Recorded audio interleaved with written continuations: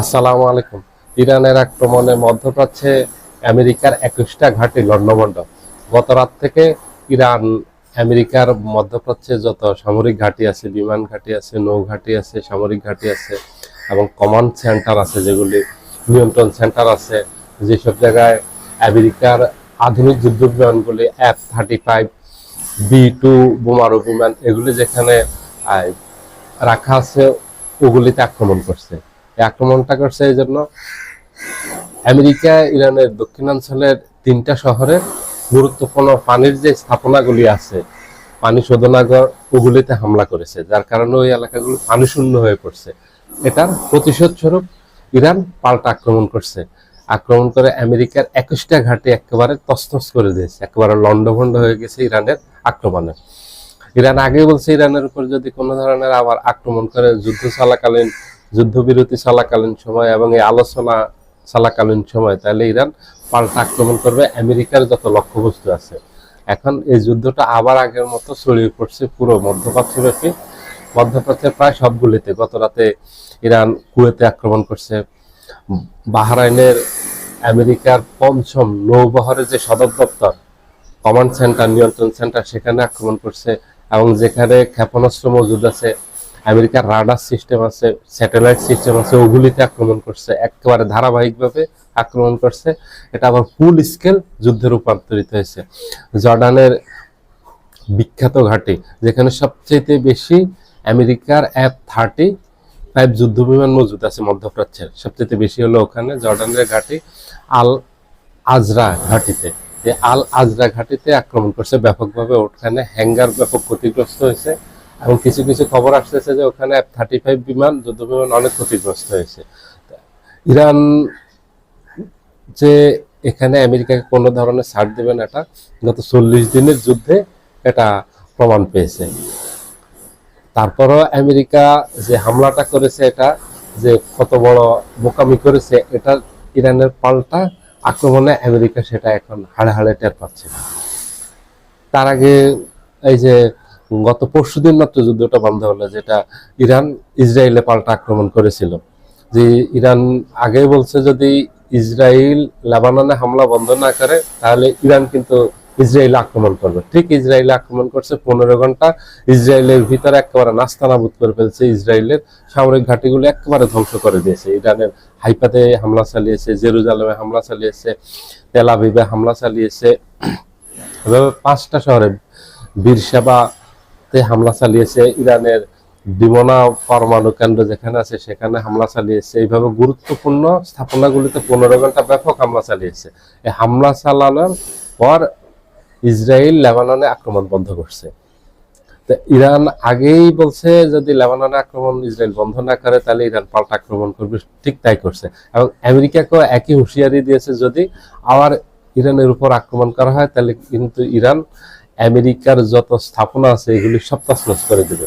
তার আগের 40 দিনের যুদ্ধে মধ্যপ্রাচ্যে আমেরিকার যেসব ঘাঁটি, গুরুত্বপূর্ণ স্থাপনা ছিল, ওগুলি অধিকাংশই ধ্বংস হয়ে গেছে, ওগুলি একেবারে শেষ হয়ে গেছে। এসব প্রতিবেদন চলে আসছে আপনার New York Times, CNN, Al Jazeera, BBC সহ প্রত্যেকটা গণমাধ্যম আমেরিকার যে ব্যাপক ক্ষতি হয়েছে সেগুলি প্রকাশ করে দিয়েছে। তারা তথ্য, তারা অনুসন্ধান করে দেখছে যে আমেরিকার কি পরিমাণ ক্ষতি হয়েছে। আমেরিকা যেটা স্বীকার করছে, দেখা গেছে বাস্তবে তার থেকে কয়েক গুণ বেশি ইরানের আক্রমণে আমেরিকার সামরিক স্থাপনাগুলি ক্ষতিগ্রস্ত হয়েছে এবং আমেরিকার অনেক বেশি সৈনিক আহত হয়েছে, নিহত হয়েছে এখানে এবং ব্যাপক ক্ষতিগ্রস্ত হয়েছে, যেটা আমেরিকা স্বীকার করেনি। এখন ইসরায়েলের একই অবস্থা হয়েছে।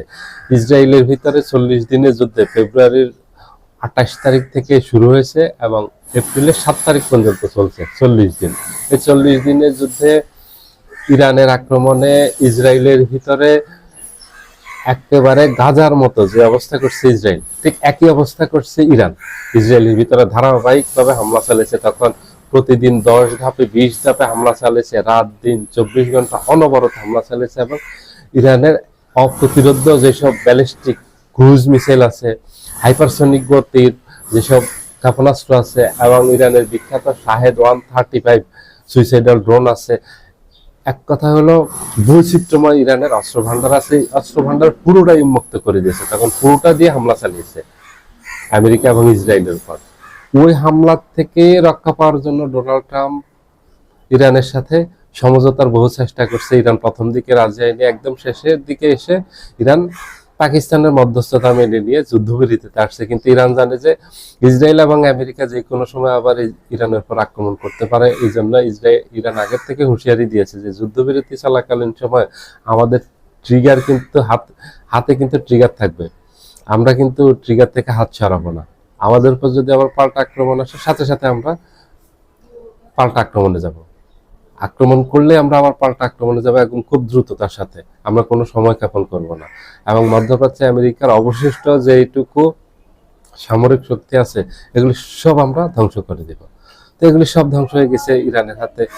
ইরান একেবারে ইসরায়েল এবং মধ্যপ্রাচ্যে আমেরিকার যেগুলি ছিল ঘাঁটি তখন সব ধ্বংস করে দিয়েছে। গত 2 মাস থেকে আবার কিছু পুনর্নির্মাণ করছে, ঠিক ওগুলিতে আবার ইরান আক্রমণ করছে।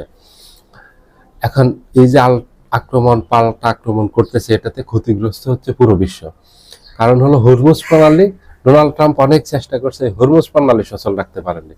ইরান আক্রমণ করার ফলে ফেব্রুয়ারি 28 তারিখে ইরান আক্রমণ করছে আমেরিকা ইসরায়েল, ঠিক মার্চের 1 তারিখ থেকে ইরান হরমুজ প্রণালী বন্ধ করে দিয়েছে। এখন পর্যন্ত হরমুজ প্রণালী সচল করতে পারেনি।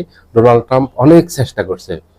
ডোনাল্ড ট্রাম্প ইউরোপীয় ইউনিয়নকে আমন্ত্রণ জানিয়েছে, ন্যাটোকে আমন্ত্রণ জানিয়েছে, অস্ট্রেলিয়া, জাপান, কোরিয়াকে আমন্ত্রণ জানিয়েছে তাকে সাহায্য করার জন্য, যেন হরমুজ প্রণালী সচল রাখতে পারে। কেউ সাহায্য করেনি, ডোনাল্ড ট্রাম্পের পাশে আসেনি। ডোনাল্ড ট্রাম্প তখন হুমকি দিয়েছে এই ইউরোপীয় ইউনিয়ন ন্যাটোর সাথে সম্পর্ক বিচ্ছিন্ন করে ফেলবে, রাখবে না, অনেক হুমকি দিয়েছে এবং অনেক এই মিত্রদেরকে কটাক্ষ করে বক্তব্য রেখেছে। কিন্তু তারপরে কেউ ডোনাল্ড ট্রাম্পের পাশে এসে দাঁড়ায়নি। কারণ এখানে যদি ইরানের এখানে হরমুজ প্রণালীতে যদি কেউ আসে, ন্যাটো আসুক, অস্ট্রেলিয়া আসুক, জাপান আসুক, কোরিয়া আসুক, যেই আসুক, এখানে ইরানের পাল্টা আক্রমণের মুখে পড়বে এবং এই যুদ্ধটা পরবর্তী সময়ে আর মধ্যপ্রাচ্যে থাকবে না, এটা মধ্যপ্রাচ্যের বাইরে ছড়িয়ে পড়বে, এটা পুরো বিশ্বব্যাপী ছড়িয়ে পড়বে। কারণ এমনিতেই হরমুজ প্রণালী সচল করা নিয়ে পুরো বিশ্ব টেনশনে ছিল, কারণ হরমুজ প্রণালী বন্ধ থাকলে পুরো বিশ্বে তেল এবং এলএনজি গ্যাসের ক্রাইসিস দেখা দেয়। কারণ বেশিরভাগ তেলই মধ্যপ্রাচ্যের থেকে যায় সৌদি আরব, কাতার, কুয়েত, আমিরাত, ওমান, বাহরাইন, সংযুক্ত আরব আমিরাত, ইরাক, এই দেশগুলোর যত তেল এবং গ্যাস উৎপাদিত হয় সব হরমুজ প্রণালী দিয়ে এগুলি রপ্তানি করা হয়। এই হরমুজ প্রণালী বন্ধ হয়ে যাওয়াতে পুরো বিশ্বব্যাপী তেলের দাম বেড়ে গেছে, তেলের হাহাকার দেখা দিয়েছে।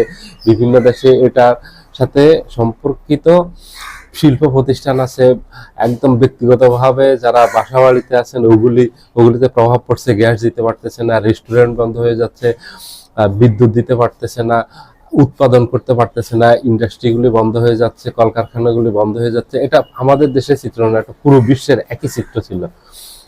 এটার থেকে মানুষ যখন একটু মুক্তির আশা করছে যে যুদ্ধবিরতি চলতেছে, ঠিক এই মুহূর্তে আবার ইসরায়েল এবং আমেরিকার হঠকারিতায় আবার ইরান বাধ্য হয়ে মধ্যপ্রাচ্যে বিভিন্ন দেশে যতগুলি দেশ আছে ঠিক প্রায় সবগুলি দেশে ইরান আবার আক্রমণ শুরু করছে। এখন এই যুদ্ধটা আবার ফুল স্কেলে চলে গেল।